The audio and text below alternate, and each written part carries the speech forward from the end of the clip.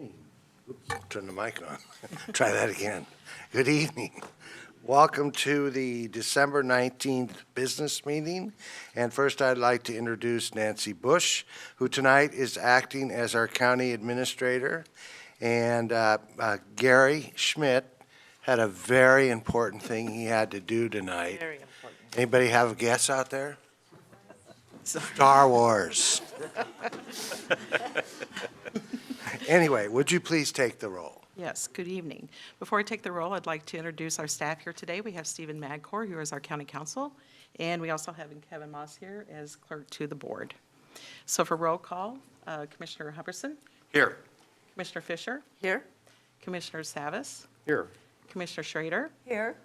and Housing Authority Commissioner Paul Reynolds, Here. and Commissioner Bernard. Here, please join me in a pledge of allegiance. I pledge allegiance to the flag of the United States of America and to the republic for which it stands, one nation, under God, indivisible, with liberty and justice for all. Well, first I'd like to announce that we're going to recess for about 3 hours. We're going to recess as the Board of County Commissioners and convene as the Housing Authority for the next item. And with that, I'd like to introduce our Housing Authority Commissioner, Paul Reynolds. Thank you for being here tonight. And ask that the clerk please read the Housing Authority consent agenda by title. Thank you, Mr. Chair. On tonight's Housing Authority consent agenda, in the matter of writing off uncollectible accounts for the second quarter of fiscal year 2020, in the matter of approving the delegation of budget authority for fiscal year 2019-2020, requesting approval to apply for a community development block grant CDBG funds to rehabilitation of the Jansom Road apartments, approval of a contract between the Housing Authority and Housing Development Center contract for owners representation services at the Hillside Manor Rehab Project, and requesting approval to execute a lease agreement between the Housing Authority of Clackamas County and Clackamas Children's Commission. Thank you. Do any commissioners want to remove any item from the consent agenda? Seeing none, I'll ask for a motion. I move we approve the Housing Authority consent agenda. Second. Been moved and seconded that we approve the Housing Authority consent agenda. Any further discussion? All those in favor say aye. Aye. Opposed? Hearing none, motion carries. Thank you very much. Thank you. And with that, we'll announce that the board will now adjourn as the Housing Authority Board and reconvene as the Board of County Commissioners for the remainder of the meeting. And up first, citizen communication. We have Jane Civiletti and William Hirt. Please come on up. Tell us who you are and approximately where you live, and welcome. We have some distribution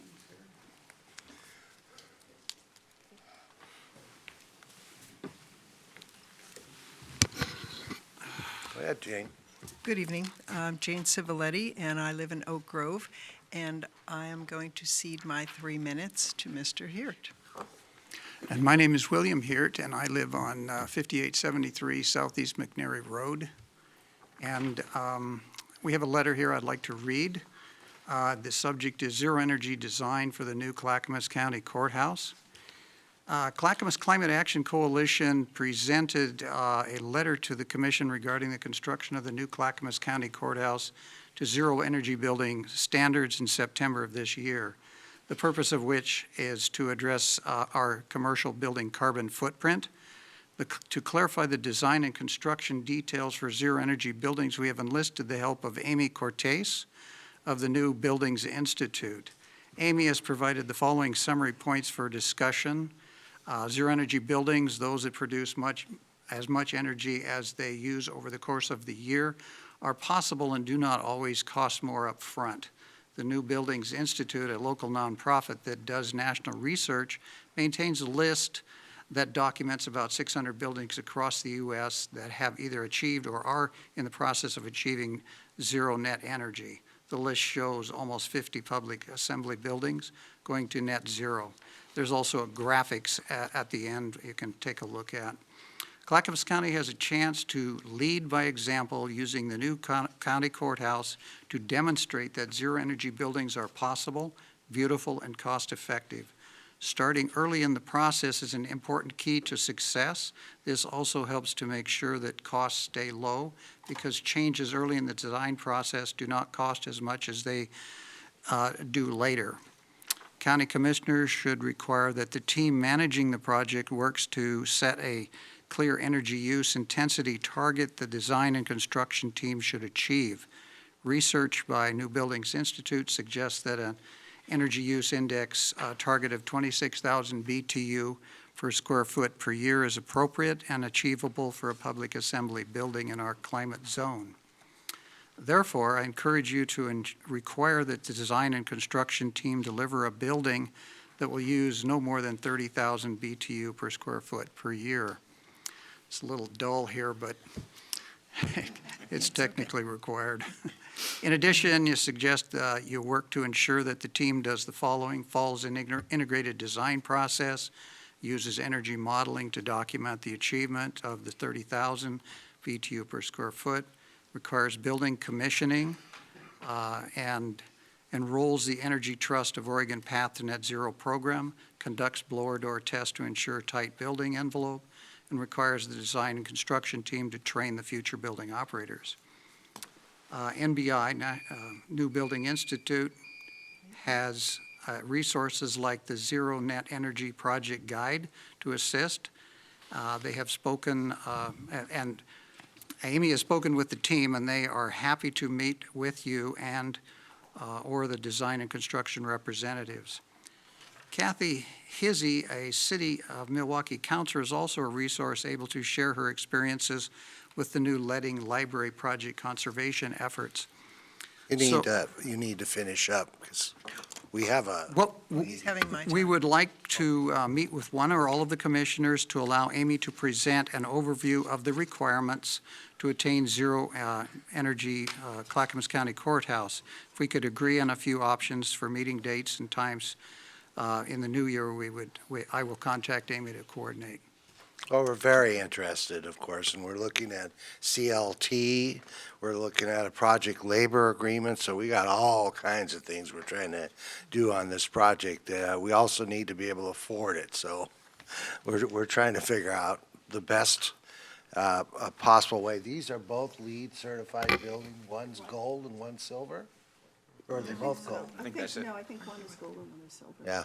One thing And- about the LEED methodology is it doesn't really test the building unless I haven't had an opportunity to read their new zero energy standards that came out in June, but typically they have not done any testing, so. Well, technology's come a long way since Yep. these buildings were built. I mean, you can paint on solar now just about, so Yeah. I'm looking forward to that. All right. So well, we're hoping that we could, Love to. okay? Thank Keep you. us involved. You bet. Thank you. Thank you. And next we have Chris. I can't read your last name. Susan Campbell. Praviti and Susan Campbell.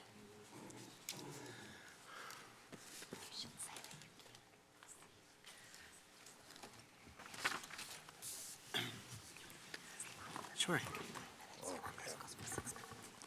Welcome. Hi, good evening. My name's Chris Pervetti. I'm a director at Northwest Bible Training Center. We're located in Beaver Creek, Oregon. Just passing out some books to you that are just some testimonies of people who have come through our center.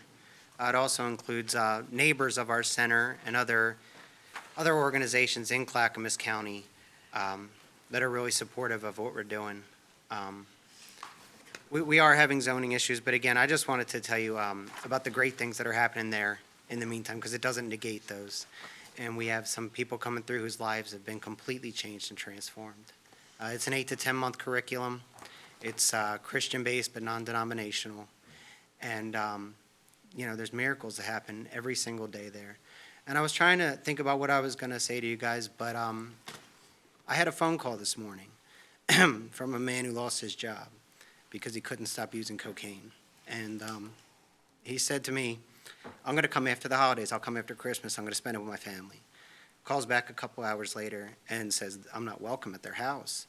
And the great thing about Northwest Bible is I didn't have to say, let me check your insurance. Can you afford to come here? None of those questions were asked because we're free of charge for anybody who wants to come in. We don't take government funding, totally supported by churches in the area and people who have gone through already and just people who believe in what we're doing. And, you know, there was such relief, you know, in his voice when he got to hear that. I myself, years ago, went through 19 treatment centers, through the court system, and all the things, all the places that they sent me to, all the different clinics and all the things they wanted me to do, they didn't work for me. And the people that come into my center, it doesn't work for them either. They needed something different, something long-term, and something long-term that they could afford. And it completely transformed my life. Take a look at some of the testimonies in there, because the people who come in broken, and it's not always a bad place to be when you're looking for change. So it's the holiday season. I know it's cold out there. We're not a shelter. We're, you know, long-term treatment. You know, you have to be willing to commit to that. But it's something that's really, really needed. I don't have to tell you guys that. It's something that's needed, and we want to continue to be an asset to Clackamas County. We love it. And I just wanted to share the good news that there are people getting help out there, and change is being made. Thank you. Thank you. I do have a question. How long you been in existence at that location? In Beaver Creek, it's been coming up on a year and a half. We were in North Portland for 20 years before that. We're a division of Mission Teens, which has been around for 50 years. This isn't a new concept or curriculum. So your property is zoned as what today? Exclusive farm Your use. opening statement, I believe, was a zoning issue. Yeah, it's exclusive farm use. Okay. Yeah, I can understand your problem then. Yeah, it is an issue, and we're trying to work with it because, you know, we have goats and chickens, and we are farming, we're putting in orchards, and it's really therapeutic to the people that come there.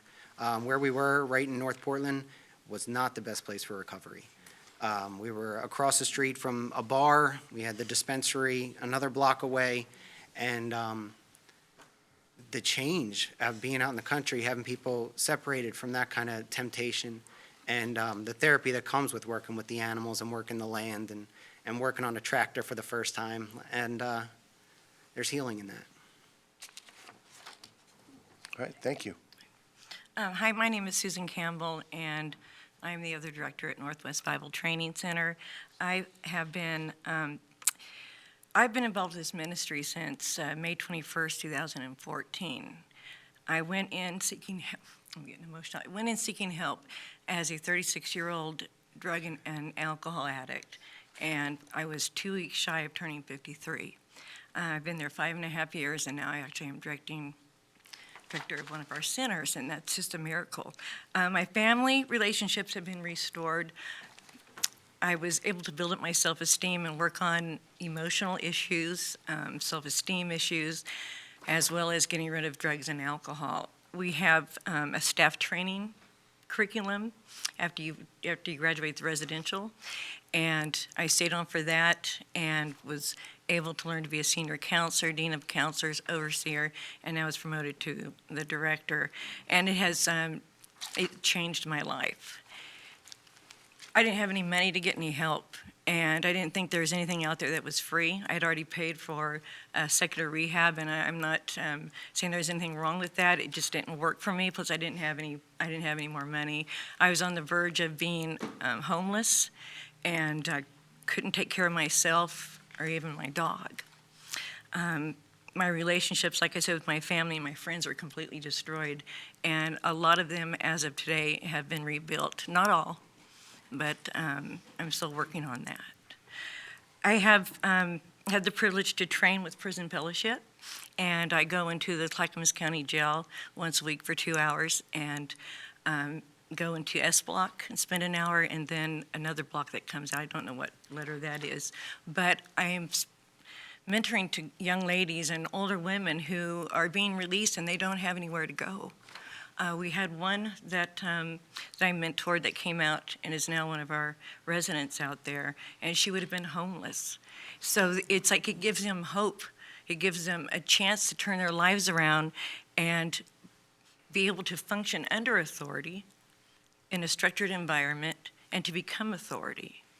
And it's life-changing. You don't have to worry about a roof over your head, food. You learn to prepare food for the other residents, and you get to look out and see what you've done. And it's such a spirit of accomplishment that changes how they feel about themselves, because sometimes the drugs and the alcohol, once that's removed, there's so much more to work on. And that's what we do. It's a life change for the people that are involved there. And for me, it gave me a life when I didn't want to live anymore. The only option for me was, so I was suicidal. And it has completely turned my life around. And the majority of my 50s have been well spent. Thank you. Thank you. I don't know what you guys are talking about, so we need somebody to come up here and actually tell us what you're here for. Are you telling us about the great work you're doing? Because I'm glad to hear that, but you said you started with the land use issue. Right. And we haven't heard anything on that. The greatest work you can do still has to follow the law, the land use law. So if somebody's going to come up, I'd appreciate it if they tell us what you're talking about. Because I don't know what you're talking about. We're in the process of trying to resolve the land use issues, but I still wanted you guys to know who we are before our name comes across your desk, you know? We do. Okay, well, that's good, and now we do, but we still haven't heard anything about what the issue is. Yeah, if you have any correspondence you've had with the county or a contact person at the county in land use, let us know. I appreciate. Our lawyer, Ray Hackey with the Pacific Justice Institute is actually, I think, working with Mr. Madcore. Okay. Yeah. Oh, so you know something about this issue. I do. Okay. They do have a lawyer in Salem, and they also have a pending code enforcement matter. I got a second letter from Ray today, and it is with code enforcement. I spoke with Matt Rizal and Diane Batista, and there is an issue out there about converting an accessory building, a garage, I believe, to an overnight accommodation. So that's where they are. They're at the code enforcement level.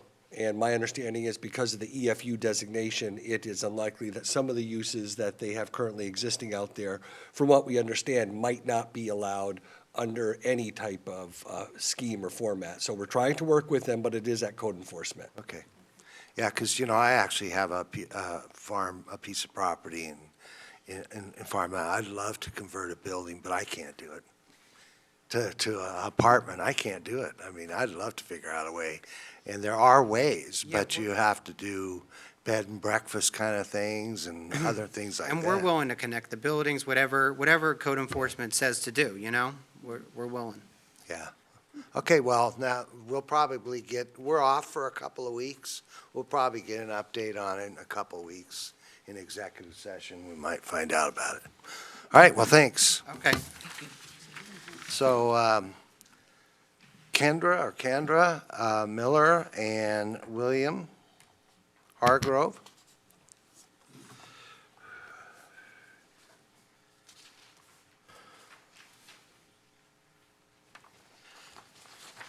Thank you for coming tonight. Thank you. Thank you. How you doing? Good evening, Commissioners. I was thinking about what to say to you guys, and outside of the zoning issue, I think it's more of a people issue. And I know we have laws in existence for reasons, and but sometimes things have to transcend the law. I believe, and it may sound like a good statement, or it may sound like I'm making an appeal, but I want you to understand that it's about the people in this community that really have nowhere to go. And the easy solution is to say, well, we'll ignore them, or we'll put them somewhere temporarily. And we found out that 30-day programs don't work. We found out that people need a long-term place where they can get their lives together, right? And one of the things we provide is hope to these people. Myself included used to be one of these people that a lot of people walked by, never took the time to think twice about me. And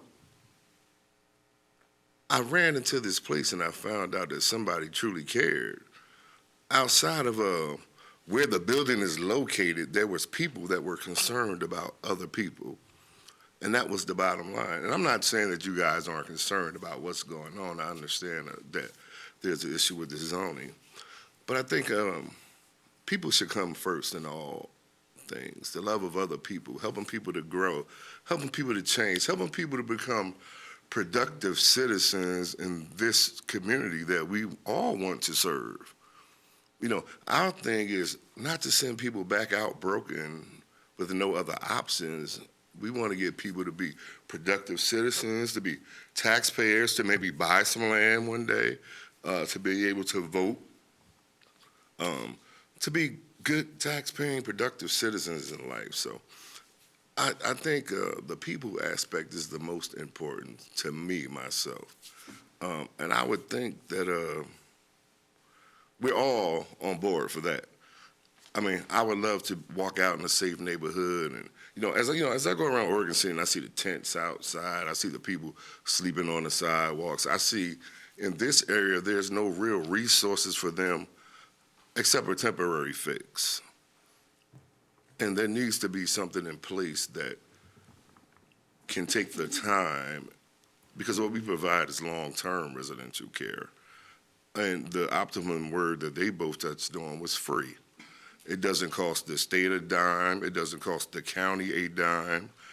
We house these people. If people would rather see them in jail and taxpayers paying for them to eat and be locked up 24 hours a day and still spending money and nobody's changing, and we find ourselves still in the same predicament. So I pray that we would all just keep people first. Thank you. So, my name is Kendra Miller. I am one of the residents that are going through the program right now. I've been in and out of Clackamas County for a while. I've been in and out of CSAP, Clackamas Substance Abuse Program, DePaul. I've been through the Bridges to Change, and I've been at Northwest Bible Training Center for 7 months now, and right before I got there, I was in and out of treatment 7 times within 10 months, and before that, homeless for 2 years and in and out of jail. And the other programs didn't work for me. I was smack dab in the middle of the city, and it was just so easy to run and to run back to, using. And for me, the location where we're at right now is very important because we are separated from the city, and it does work, and I am one of the statistics, or however you want to say it, that this place it's serving its purpose, and it's keeping people there, and it's keeping me clean and sober. I was addicted to meth and heroin for years, and I finally am 7 months sober, and I'm about to take a staff commitment there and be able to pay it forward to other residents. But yeah, I just, if we can make any change by coming here and sharing that to you, then that would be wonderful. But, whatever decision it is that you guys make, I respect it. But yeah, that's it. All right. Thank you. Paul? I just want to just share one thing, and I went on to share it with the folks previously. State land use laws, unfortunately, are made by the state. They're not made by us. We can't circumvent many of them. But on one hand, what's really important is people's welfare and safety. So sometimes some of the codes are really designed to keep people safe, in the event of a disaster or overloading or a fire or whatever it may be, that the facilities are there to make sure that people are safe. And I guess that fire in Alameda County in California, where a whole bunch of people were burned because they were converted an industrial building into a housing area just about a year ago. So there are examples of well-intended situations in housing that go bad. So, but your point is well taken. I think sometimes it's not about people, and it ought to be about people. I mean, it's strange sometimes we put a high premium, it seems, on our EFU lands or our farmlands, but at the same token, things like marijuana sometimes, which is now allowed on EFU, which it's a farming product, you're gonna farm it somewhere, but sometimes that seems to take a priority over people. It does. And so last last Thursday afternoon, I had a doctor come out from Washington DC and look at our veterans shelter, and he had looked at a number of shelters out in the country. And he was very impressed with ours for one reason.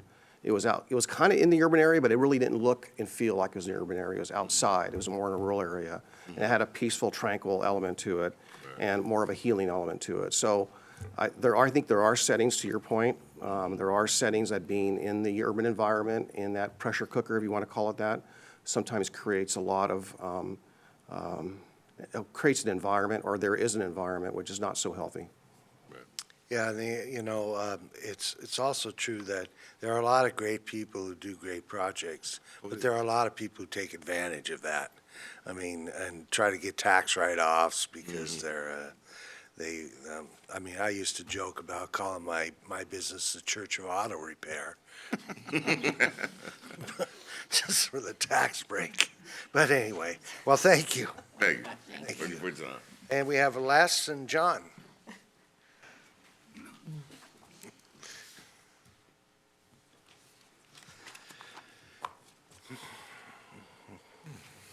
This is a night for handouts. Les, are you gonna, John, you gonna Go ahead. speak? Join Les, he doesn't bite. Yeah, yeah. Well, Not today, anyhow. I'll try to behave. It's a struggle. Les Poole. That was really something to listen to, and there was a lot of things going on in in those conversations, and I don't want to say anything except that we've got the county in a position where we've got a housing crisis and we've got people in need, and that all crashes into the authorities and existing environments and existing laws and everything else. But hopefully a good solution can come about, because I sure like what I heard. I wanted to conclude the year by, of course, making I guess I could call it an appeal, that in the future, like we have tonight, that we have more evening meetings. And ironically, I was going through some files, and I found something I copied from October, and it was submitted by Commissioner Savas, and it's about the citizen concerns being expressed at the town halls that he's conducted. And there's a lot of need for the public to have greater information and access out there to what's going on and how money is being spent. And I really see the need for the working, not that everybody that works has got a 9-to-5 job, but I certainly think there's a lot of folks that don't get an opportunity to be here, and having an occasional or a quarterly evening meeting doesn't really provide a consistent forum where they can count on it. And I see the need for civics. I see the need for engagement and involvement with our youth. And most of them are in school, and they don't have an opportunity to be here very often. So I would love to see evening meetings with a robust agenda. And it's something that maybe I seem preoccupied with, but it belies a bigger discussion, and that is the involvement and awareness of the citizens in general needs to go up. As someone that's been involved in the testifying and in the process for the Metro Transportation Bond Measure, it's grown to over $4 billion. And there's an awful lot of special interest voices there who aren't thinking about, well, wait, where did this come from? What was our original goal? And our original goal was congestion relief.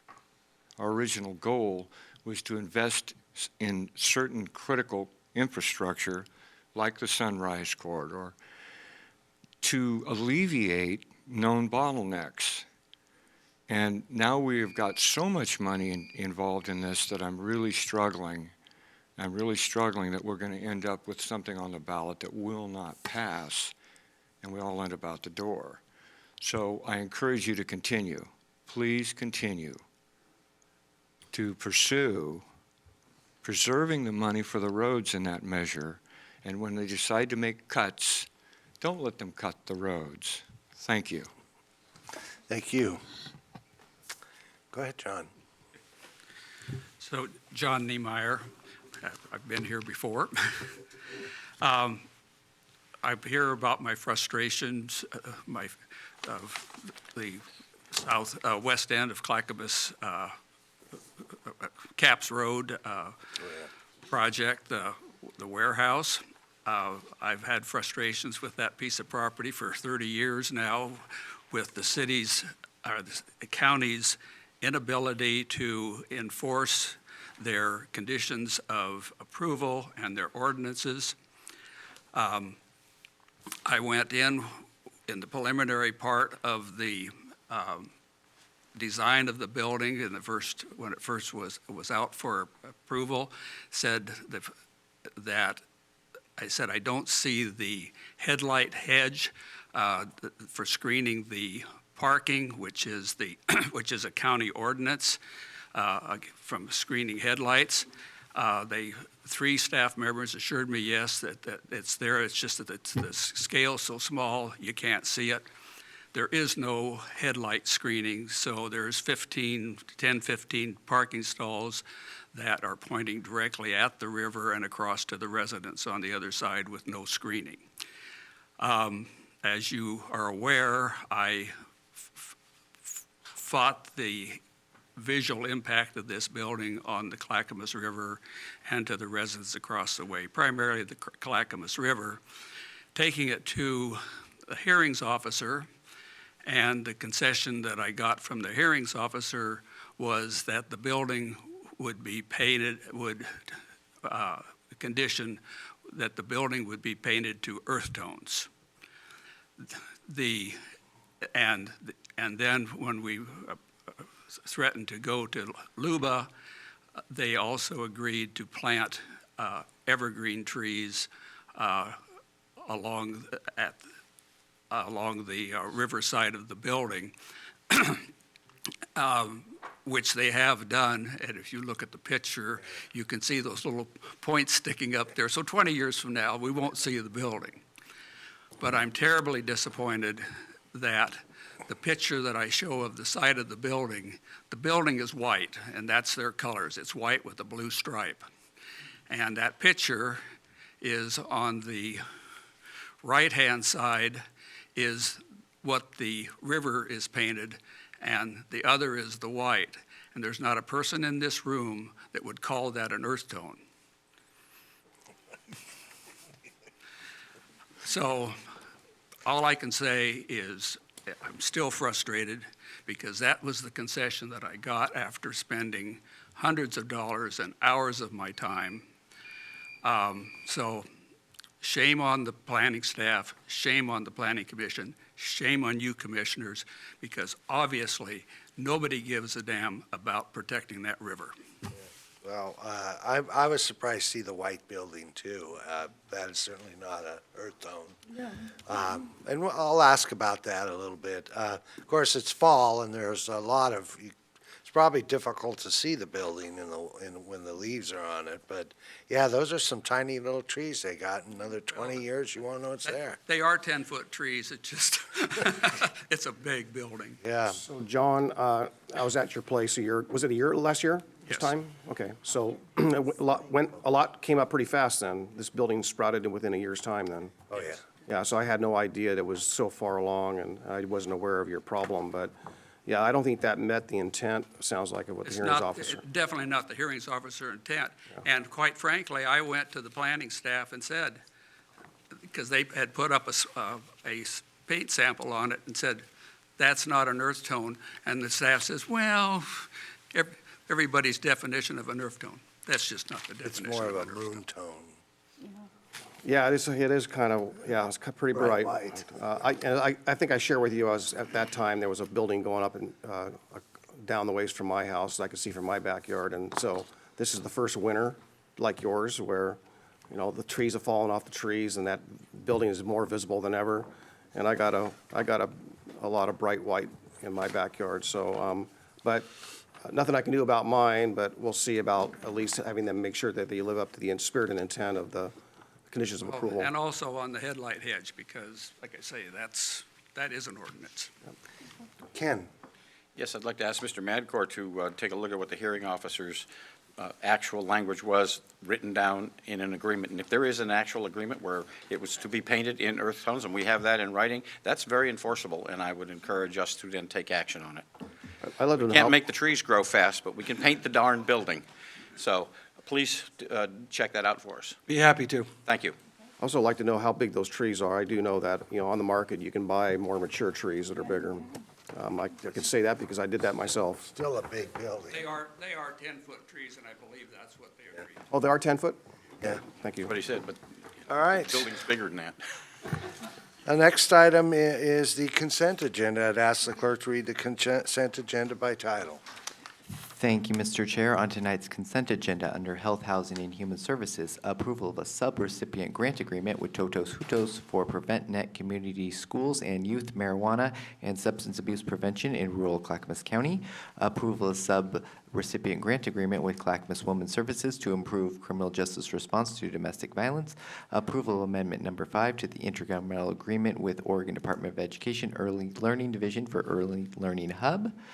Approval of an intergovernmental agreement with the University of Wyoming Survey and Analysis Center for Youth Opioid Prevention Project.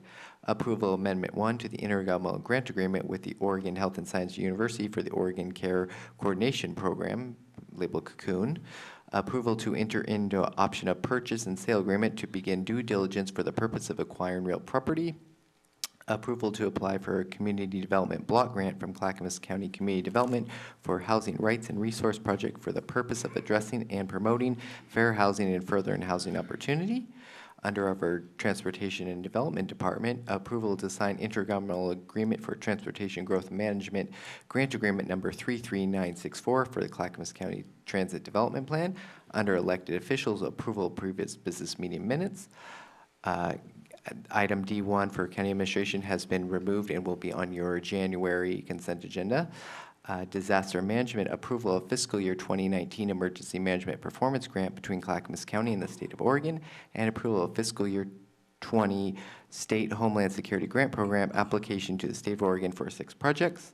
Under business and community services, approval of a facility and property license agreement between River City Boat Sales, LLC in Clackamas County. Under Community Corrections, approval of grant agreement JR 19-003 with the State of Oregon Criminal Justice Commission Justice Reinvestment for Clackamas County Community Corrections Program, and that concludes tonight's consent agenda. Thank you. Does any member of the commission wish to remove or pull an item from the consent agenda? Hearing none, I'll entertain a motion. Mr. Chairman, I move we approve the consent agenda. Second. It's been moved and seconded twice to approve the consent agenda. Any further discussion? All those in favor say aye. Aye. Opposed? Hearing none, motion carries. With that, would you like to give us an update? I do have some good news for you. So thank you, commissioners. So I'd like to relay how we are helping local youth, which is involving our water environmental services. The River Health Stewardship Program is using the money for an innovative project for using dozens of at-risk teenagers. The nonprofit Rivers for Life Center will help train the teenagers to restore Phillips Creek, which will benefit the local salmon population. This year, the West Grant Program provided $300,000 to 14 community groups dedicated to improving the health of watersheds in Clackamas County. So I'd just like to say great job to Wes, and thanks to the Rivers of Life Center. And I also want to make a reminder that the Board of County Commissioners will be on recess from December 23rd through January 3rd, and the next Board of County Commissioners business meeting will be on January 9th. And thank you, and that's my updates. Thank you very much. With that, there are people who want to get out of here, so I'm just reminding you to be short. So first up is Paul. Well, I'll do the best I can in that regard. I did want to talk a little bit about what's kind of, I think, the overall impacts of just the recent experiences this week. I think on Monday we had the Economic Summit amongst business owners. On Tuesday I was representing the region on transportation in Lebanon, Oregon, to the Oregon Transportation Commission. That was an all-day retreat and into the early evening. The next morning with our cities, local cities, with our subcommittee, preparing for the JPAC meetings, the MPAC meetings, and then followed by the T2020 meeting last night, another transportation meeting. Last you were there. And this morning a JPAC. And all those combined together, I had this really eerie feeling that if you were to listen to the audio of what is available to listen to, I got the sense that seems to be just a substantial amount of interest in taxing or feeing a number of our roads, and a number of us, and without any inclination or any interest in increasing capacity whatsoever. That was clear last night. That was clear what I heard from some folks testifying to the OTC on Tuesday. It's what I hear constantly. And with all the proposed taxes that are coming in the coming year, I think that the combination of that is going to have a tremendous impact on a lot of people that are barely making it today. I take that pretty seriously. I think it's kind of stunning to me even this morning to listen to that people were actually fighting and resisting ODOT, both on Tuesday and both this morning, and saying you shouldn't fix X problem on X highway or interstate. Even though it's a safety issue, we shouldn't fix it because that could potentially add capacity. That could actually potentially smooth traffic flow. And therefore, that might interfere with our ability to discourage people from driving their cars or interfere with their efforts to congestion price or value price our existing roads that we drive on the day, which you already paid for, which we seem to be now looking at building taxes and fees upon the roads and the road system. I found it's very troubling. It's been a very actually troubling 60 days or so, 45 days. But I think this week it was really a very telling that a number of our elected officials in the region are, and not necessarily my colleagues here per se, but that a number of folks are more interested and I would say to some degree, if they're not offering us the alternatives to take another mode, then it's almost entrapment. If you want to say you're going to value price people and you're going to charge them to get on the road, but you think that they should take another alternative and you don't provide the transit or you don't provide any other mode to do that, it's entrapment. So anyhow, I just wanted to just share in a short amount of time, apparently we're on a rush, to speak, but I did want to share it. I have a lot of concerns about that. ODOT was fought 2 months ago at JPAC on the bottlenecks, which is I'm kind of referring to some of that on these bottleneck issues, which really improved safety considerably. They also reduced congestion, and by doing that, there's actually an environmental carbon reduction and a fuel reduction in doing so. That doesn't seem to be recognized, and I just find that astonishing. So whether it's value pricing, there's all the combined taxes coming this coming year, I'm pretty concerned about areas that don't have alternatives, and Clackamas County has a number of areas which we don't have transit, we don't have other alternatives than what we have today. So I'll close with that, and I want to also just say that I want to wish everyone a Merry Christmas, Happy Holiday Season, Happy Hanukkah to all, and wish everyone a safe and Happy New Year through the holidays. Thanks, Paul. I wanted to ask you how did JPAC go, though? Did those projects, 5 Clackamas County projects, move forward? Yes, we did approve the RFFA projects. Good, Yeah. good. That's good news. Yeah, that was good. All right, Martha. Well, I am going to start with our word of the week, if we can pull that up. Okay, winter solstice is coming up. The solstice on or about December 21st that marks the beginning of winter in the northern hemisphere. Solstice translates to sun stands still. Solstice is different than equinox. Like solstices, equinoxes happen twice a year. However, instead of the winter and summer, equinoxes occur in the spring and fall, March and October, to mark when the sun is over the equator. Oregon City will experience 9 hours and 15 minutes of sunlight compared to 15 hours and 5 minutes on the summer solstice. Barrow, Alaska will not have a sunrise at all and hasn't had one since mid-November. Its next sunrise will be on January 22nd, while the North Pole has no sunrise since October. The South Pole, though, will be basking in the glow of the midnight sun, which won't set until March. So that's our winter. And also, I would like to wish everyone a Merry Christmas as well, because I have a new Christmas baby that I'll get to see sooner than later, and I'm very, very happy about that. Okay, arts and culture in the county. Battleground Productions presents The Christmas Case, a Lady Brass Mystery, Wednesday, December 18th through the 21st, 7:30 p.m., Saturday, December 21st, matinee at 2, the Chapel Theater in Milwaukee. A valuable sapphire is stolen during a Christmas holiday at a country house, and it's up to a lady detective and her daughter to solve the mystery and save the engagement. And finally, Exposing the Past through Oregon City Photography. This is at the Museum of the Oregon Territory. This is closing this weekend, so it is the last chance to see the exhibit, focusing on all things photography from the lens of Oregon City photographers from 1850 to 1920. For other information, please visit clackamasartsalliance.org. Merry Christmas, everyone. Thank you. And Commissioner Fisher. Thank you, Chair Bernard. So I want to say thank you to the people in the audience for sticking around to be here for our whole business meeting.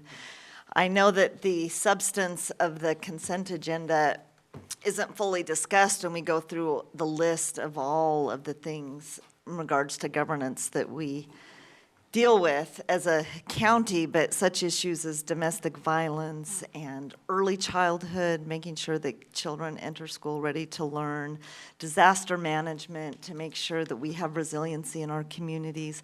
So much of what we do is in that consent agenda. And even alcohol addiction and statistics and very important studies that we're involved in to make sure that our public policy is effective. But this is the holidays, and there is some things that I'm reminded of the holidays, and the presentation tonight really has made me reflect on this. And a lot of people that have heard me talk about my past and my childhood and where the places where I've come from that has sort of inspired me to public service know this story, but I haven't talked about it much lately. So as I was growing up as a little girl, my family really struggled with the effects of substance abuse. And while I attribute the stability and the success that I experience today by having a mother who was mostly present as I was growing up, she struggled with binge alcohol drinking. And whenever our family attempted a vacation, my mother would be so inebriated and so viciously mean to everyone around her that it was very, very confusing as I was growing up. And especially every single holiday, every Christmas, every Thanksgiving, that would be the other time when my mother would drink, and it was really hard. It was really hard being a child, being so confused. And I can recall remembering thinking, oh, this just isn't normal. This just isn't right. I've got to just tell somebody. I've got to tell somebody that this isn't okay. And then the Christmas would pass, and she would recover from the binge drinking, and she was just so wonderful. My mom was just the best mom in the world, sewing Barbie clothes and going stomping through the rain and baking cakes and brownies and cookies. And then I would think, oh, that just didn't really happen. It really wasn't like that. So I know that this is a stressful time, this holiday, and I know that there are people, there's an expectation that alcohol is at every party and that people are supposed to drink more or with the celebrations. And I just want to encourage everyone to be conscious and respectful. And when you have those gatherings, offer beverages that don't include alcohol. There is a movement that's happening in Oregon that is really highlighting substance abuse and addiction as a public health emergency. Some local jurisdictions, one in Jackson County, declared an emergency about substance abuse and addiction. There's an effort that's happening. It's gaining momentum. It is gaining tremendous focus. it is gaining such focus that I serve on the Oregon Health and Human Services Subcommittee of our Association of Oregon Counties. And while we were at the Leadership Summit in Portland, the group of us, Commissioner Myron from Multnomah County and Commissioner Kelly Minty Morris from Klamath County, we all met together to really begin our strategies of what is the legislative package that we are going to support and advocate for that addresses substance abuse addiction as it relates to community mental health services. It's a real struggle. And yes, we have a housing emergency, and we've declared that emergency, and we're working really hard to help people that are on the streets, but we can't ignore the fact that if you are struggling with homelessness or the fear of homelessness, it doesn't take long for substance abuse to take hold. And substance abuse disorder is a spectrum. It's not, the word saying, oh, that person's an alcoholic, that doesn't fit in how we need to address this issue. And it's also a chronic disease. In Oregon, every single day, there are 5 alcohol-related deaths. And at the same time, there are 2 individuals on average a day that die of drug overdoses. And we in Oregon, we are ranked 50th in access to treatment services. So you're right when you come here and say that people don't have access. In Clackamas County, we are very lacking in treatment services. So there are tremendous efforts working to try to address this issue. And you know what? Being here and stating your story and what's important means so much to us who are really fighting. You're giving us the inspiration and the strength to continue our advocacy. So thank you so very much. Thank you. Ken? Thank you, Mr. Chairman. So on a positive note, I'd like to share a few things very quickly.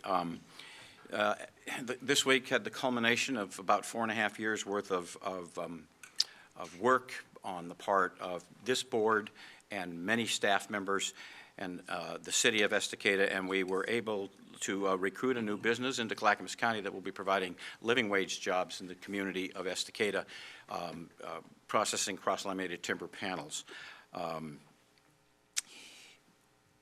Another issue that, on a positive note, is 5 out of 6 projects that we put before Metro recently were approved for funding for a total of about $11.8 million. Most of them are transportation related in one way or another. And I want to commend Commissioner Bernard and the team that worked with him to discuss with Metro the issues and needs of Clackamas County. When we started those, or when they started those discussions, our position was not particularly good.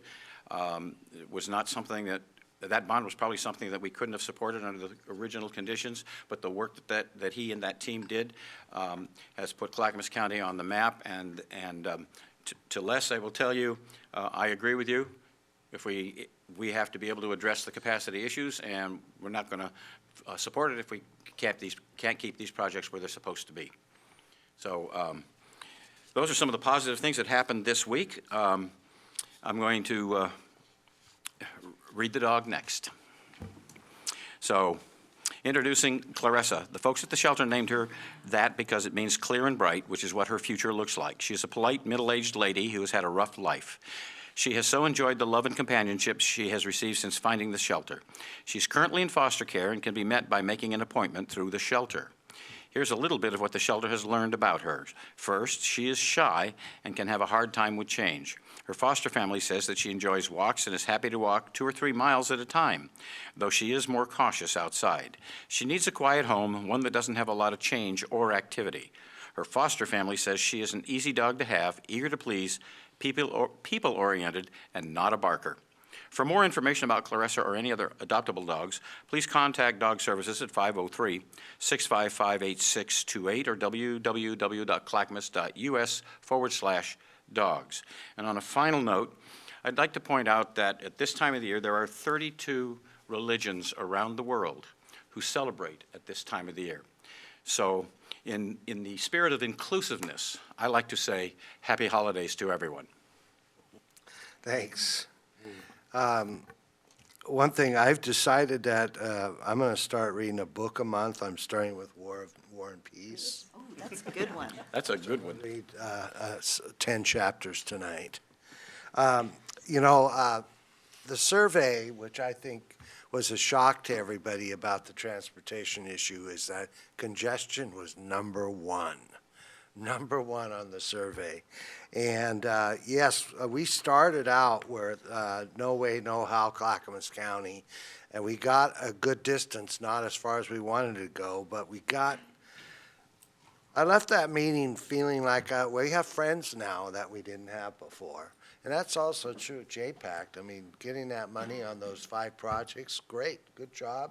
You were at the table. And which meeting are you talking about, Mr. Chair? The T2020 Okay. transportation meeting, which Les was at. So we've come a long way, so I'm really happy about that. And of course, the voters have to agree to it, and I think that's where the challenge is going to be. Also, housing's a huge issue, and there's probably going to be something on the ballot about wraparound services in housing. So that's something else. We are going to be looking at a lot of taxing measures. One important thing that I think that a lot of those kids didn't know, and unless you've been there, we are not Multnomah County. We are not the city of Portland. We don't have the grid system they have, so you can't look at our transportation system and compare it to theirs. It's not the same. Like they used to say, you've seen one county, you've seen one county. Well, that's true. And Clackamas County's road system, there's no comparison. Because a lot of those used to be farm roads. Bringing your products to the market. I live on one of those new eras of farm road. Anyway, I want to say happy holidays to you all, and that you do matter, and ask for help if you need help. And happy holidays, and we are adjourned.